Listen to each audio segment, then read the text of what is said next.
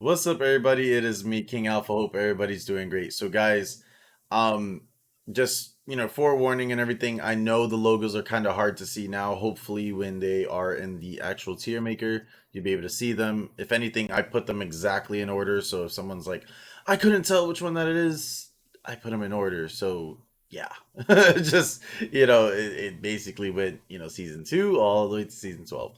Um. Another thing is, I'm very sorry I have not been putting up videos and everything. I've kind of taken it was a like a mini little break from CB, in terms of I was enjoying the blue units, but then it kind of fell off eventually. But now purple units are back and everything, and I'm gonna be making a lot more content. I was going to put out a purple unit tier list today. However, the only reason I'm not doing that today is because tomorrow there most likely will be a patch. I don't want to make a unit that is probably, oh, buff please, and then tomorrow all of a sudden they rework the unit or something like that. um for my other tier lists and everything as well, especially the unit ones, I do comment down below, and edit the comment in case like a unit does get reworked and stuff or something. And then I, like, for example, Sons of Fenrir are now king tier, instead of alpha tier like they were previously. So it's stuff like that does happen and everything. And I usually want to make at least like one tier list a season for units, and everything. And I'm gonna do the same for gold and all that type of stuff. I just wanted to also say thank you guys so much for the support and everything, both on Twitch and YouTube. You guys have been rocking it. I do appreciate you guys loads, and I do appreciate you guys in the community. I know some people don't like me, for funny obvious reasons, but then I do appreciate the ones that do stick with me, guys, and you guys are amazing. Um, so how this tier list is going to work is basically I'm going off of units that um I'm basically going off seasons that both can benefit you huge in TW, but are pretty decent in Siege as well. Um, but the main priority ones and pretty good ones are going to be ones that definitely you can go and grab and and should be number one and two basically, or like your main priorities. The not a bad pick is going to be ones that, like, if you like the unit or you like the concept of the unit, or you've seen for example, me or other people play with this unit and you want to unlock this unit, then that's not a bad pick. Or it's not a bad pick in terms of after you've done major priority and pretty good. And in terms of how I'm ranking these as well, it's based off units and in case the season has a weapon. But and then also there's also some seasons that do have a little bit of a challenge, like there's some challenges in them and everything as well. So yeah. um and again, one last thing too is I'm going based off of now how the new system is working, which is the blue tiers, the purple tiers, and the whole gold tier thing now. So the fact that every tier is now different and everything, would kind of put a certain season over another because of the fact of this or that. So if some people don't agree with this list, I understand. It's my opinion. Um, and I put these certain seasons in it for a certain reason because of for certain things. All right. Anyways, let's get into it. So season 2, hopefully you guys can see this picture. I'm going to say leave it for later. Now, I'm going to say this: pick up the Namcans and then literally leave the season. Um, Namcans are probably the best, blue archers that you can get. One of the best blue archers you can get. And the reason I'm putting leave it for later is because once you pick up the Namcans, all of the other, units, I mean, Salem Kids are really good, but, you can just go and focus on another unit or another season. And then, the Sarags and the Korochins and the Kutsuva Cavalry aren't the best. Keshigs are still pretty good. They're amazing hero killers for TW and stuff, but it takes a lot of challenges to get Keshigs, and you might as well go and unlock some other cavalry, even in the unit tree that will, you know, that aren't a priority compared to what Keshig, like back then before Keshigs got nerfed. Keshigs probably would have been priority, but it's not a major priority this season. Again, this can change though in case they do decide to buff Sarags, rework Kosovo Cavalry, do this and do that. So this can change, and I will let you guys know in the comment section below if season 2 does become pretty good or major priority, etc. All right, season three. Season three is a major priority, and this is the main reason is because condos are really good. They're even though they're not one of the best sword and shield units now, they are still tanky. They still can do flanks and all that type of stuff. They're pretty good. Um, but it's more about Fortebraccio and Falconetti's being able to be used in TW and even in regular Siege and stuff as well. But Fortebraccio are one of the key units that, if you're a new starting player and you go into TW or you join a house and they say, oh, what unit do you have? And you say, I got Fortebraccio. People will be like, all right, use that unit. And then Falconetti's as well, even though there is a tier lock or a seal lock, whatever it's called. Falconetti's can be really good for the future in case you're defending a city or attacking, etc. So those are really good. PVs are not the best right now, and you can unlock PVs through the unit tree, but personally, they need to get fixed and all that type of stuff. It's a bit crazy.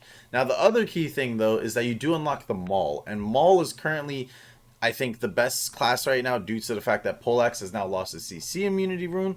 Maul has now basically came back and reigned king yet again. So I really want you guys to know that season three is a major priority. You can honestly choose whichever season you want to do a major priority, but these are the seasons that you should focus and you should do a little bit of research when you look at these seasons and be like, I want to do that season, I want to do that season, etc. All right, season four. Now, this is going to be a tricky one, um, because it's really hard to say because I really want to put it at pretty good, but I feel like it's not a bad pick. And I think I'm gonna leave it at as it's not a bad pick because the only unit in this season that's really good right now is Silidars. Silidars are amazing, and I think a lot of people are probably missing their Silidars right now. Silidars are the one unit that can kind of duke it out a little bit, even with Iron Reapers and stuff. And personally, they're ever since they got reworked, they've been so fun to use. They're like a really fun unit to use, and they also require skill. Funny enough, so it's so awesome. However, the other three units in the season, Janissaries are really good, so you can pick up Janissaries if you want to use them during the tier 3 unit lock and everything like that. But Asseps and Sipahis are just still just due to how the meta currently is with the purple units. Asseps and Sipahis are just like dead last. It's just one of those things where they're just not a priority. However, the only thing is, sorry guys, with all the coughs. The only thing is that you would need to get those units just so you can get Silidars. So I think personally it's not a bad pick. If you do want to eventually get Silidars, but if you are grinding this season or you're not grinding this season, make sure you just pick up Iron Reapers so you can replace your Silidar type of feel with trying to use Iron Reapers and I mean having a nice T5 shield, gold unit and stuff. Sorry, guys. Oh my gosh. All right, season five. This is going to be a tricky one.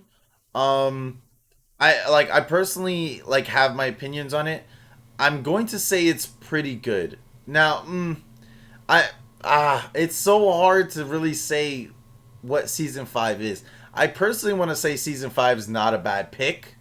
Um, Simply because you can get Zakillian Militia, which we call Ball Boys, and they're really good. They're a really good unit in the tier 3 luck, but they're also really good in tier 4 and tier 5. um they're even used in tournaments and all that type of stuff. Now the only problem is that stalwarts and paladins, yes, they are good in the lower games, but right now currently there's other units that are way better than stalwarts and way better than paladins, that really don't need to focus. Um, and then flamethrowers are amazing. They're TW worthy for sure. So I think I'm going to leave this as not a bad pick because yes, you can pick up stalwarts and paladins and do pretty good in the lower games, but eventually, you'll get into the higher games and start seeing that paladins get absolutely wrecked and stalwarts just are just a plain meat shield. They can do pretty well sometimes, but you would need a lot of reinforcements and stuff. Um, So yeah, I'm gonna leave season five as not a bad pick. I think because of the fact that two units in it are really good and the other two units are they're good in the beginning but then kind of fall off.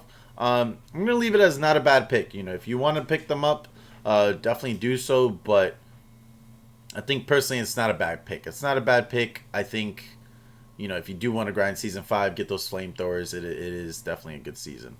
All right, season six. Now, the reason I'm gonna put season six as pretty good, and I know it's very hard to see, so I'm very sorry.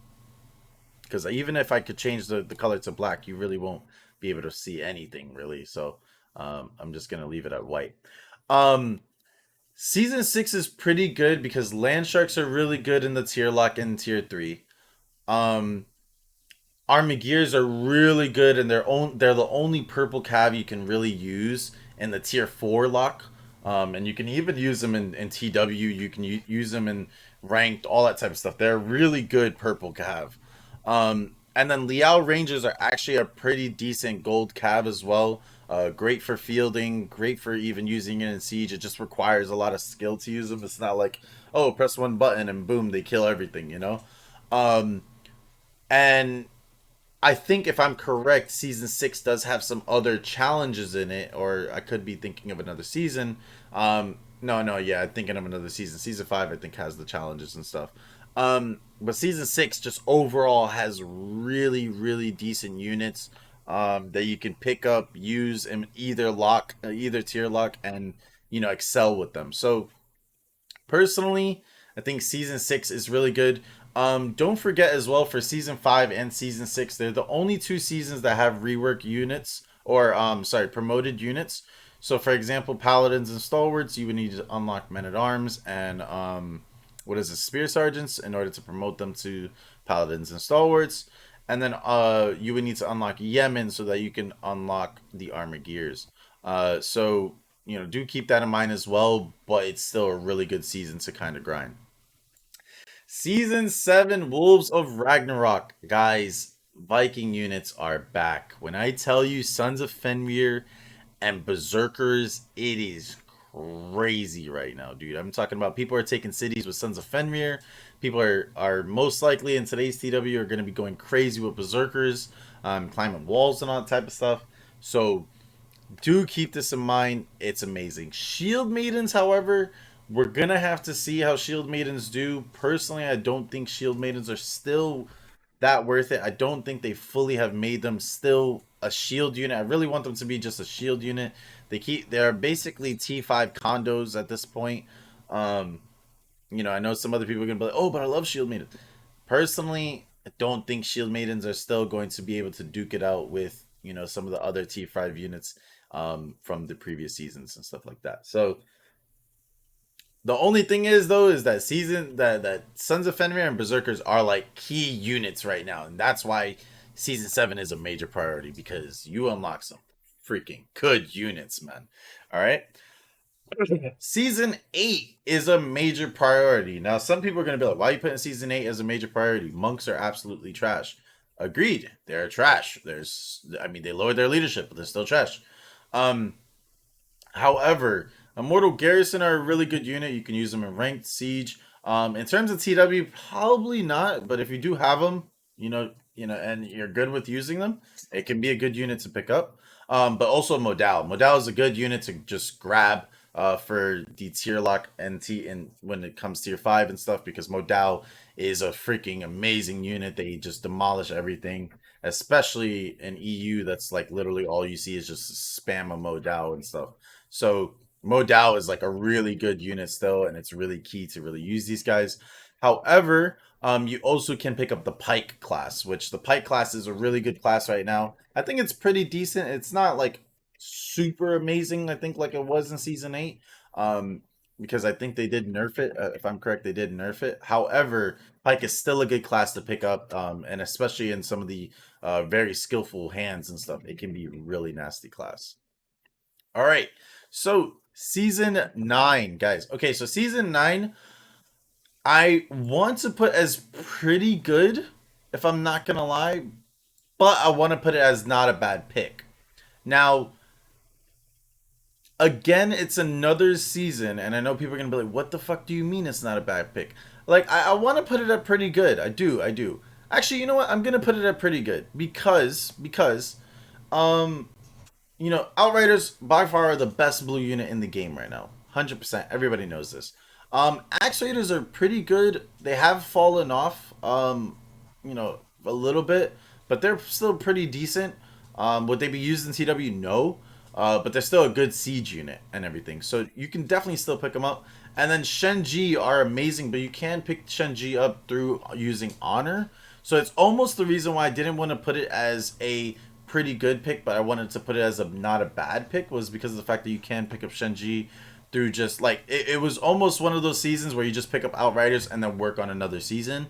Um, but the only other thing I can say is that maybe the reason why I'm gonna put Tyranny at pretty good is because of the fact that with Shenji you can grab their bomb doctrine, which is amazing. You get an extra throw, so you can get three throws instead of two, and three throws is really good instead of two throws. So it really does make a huge difference, and I think that's the only reason I'm putting it at pretty good.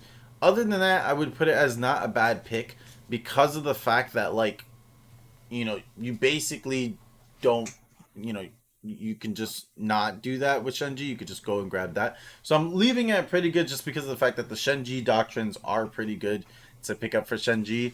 Um, so yeah, that's why I'm leaving it pretty good. I know some people might disagree with me and put it at not a bad pick, but I think, um, it's right there. Season 10. Okay, so this is going to be a hard one. Um, Mainly because I don't know whether to put it for leave it later or dead last. Because claymores are a really good unit in the right hands.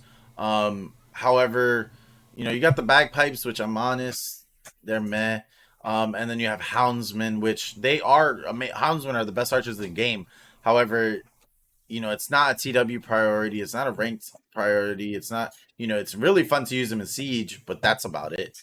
Um, so I kind of want to put them at dead last. And the reason why I'm going to say this is because of the fact that, yes, you can go and grind Claymores and get Claymores, and Claymores are really good. Um, but in terms of the fact that their blue unit and their gold units basically meh, like you just really can't use them in the higher games and stuff, like in ranked and TW and stuff. It's like you could basically pick this season. It's like not a major priority season at all. You can pick this season based off of the fact of like, okay, I want Claymores or I want Houndsmen and stuff. Um, so yeah, I'm gonna leave it at dead last because the bagpipes really don't need them. Um, claymores are good, but only good when you can use them correctly. And then houndsmen are good, but only in like sieges, basically. So yeah. Season 11 Paragons. So we had gotten the Alchemist, the Banner Guards, and the Chevalier. Now, personally, I want to put this almost at dead last again. However, I kind of want to leave it for put it later because Chevalier are really, really good in the field. They do dominate field battles really, really well. I'm talking about in terms of like during TW. You can use them as siege and they do really well as well. They are a different type of cav, so it's different. Um, Alchemists are pretty good. They're actually a great support unit. And Banner Guards are a great support unit in the right hands as well. So I am gonna put this for leave it later because the gold unit is good, high leadership, but it is still good. The purple unit is more or less just a freaking fun unit to use. But it is actually gonna be most likely used in tournaments and stuff to reset charges and all that and everything like that. So I'm gonna put this for leave it later because there's two units in there that I can see used in both ranked and TW, and everything, and then blue unit probably not, but still. Um, and then season 12 Helheim is going to be pretty good. Now the only reason I'm putting it pretty good is because we don't know how Varangian guards are right now. It's one of those seasons where it's like, you know, we have to wait until to unlock them. The Huskarls are amazing. I know some people don't like them. However, I've been using them loads, and if you time it right and everything, I'm actually gonna even be putting up a YouTube video about it. Um, if you time them right, they can actually dominate. Now their AI is still a bit fucked, but once they fix their AI and stuff after using Sea Surge and giving Storm or whatever, they're a really good unit. So I think season 12 most likely might either be a major priority or pretty good depending on how the Varangian Guard come out, especially since the fact that it's only 2 units, so it will be easier to quickly grind those units compared to having to get a blue unit, then a purple unit, and then gold unit in case Varangian Guard is super OP. But that's the only reason why I'm putting him at pretty good because of the fact that Varangian Guard look good on paper and in the tests and stuff, but you never know how they will be in sieges and in TW and everything like that. Let me know what you guys think about this tier list. I think it's pretty good. I'm just gonna quickly just zoom in a little bit more just so that you guys can kind of see this um, a little bit better. Hopefully, this is really good. In case anybody, I know some people just do it where they skip the video and they just go and see which units to really get and stuff. Sorry, I have bunnies running. Oh, I have a bunny running around. All right, I love you guys. Have a good one. Peace out. My bunny has escaped. So deuces, deuces, deuces. Have a good one, guys.